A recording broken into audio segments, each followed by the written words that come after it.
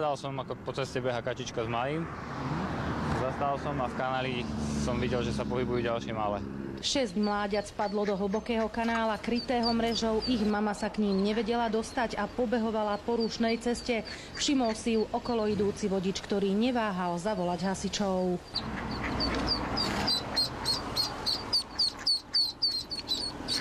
Za mamičkou.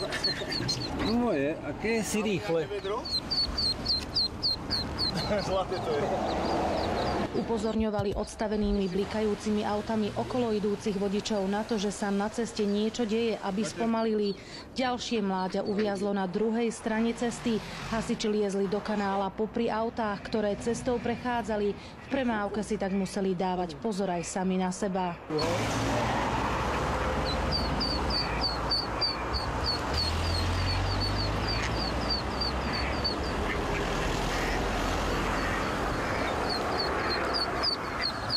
Behala určite aj s malým.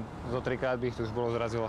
Kačacia rodina prešla z Hrona cez 2 dvojprúdovky plné aut. Hasiči ich naložili do vaku a odviezli späť k vode.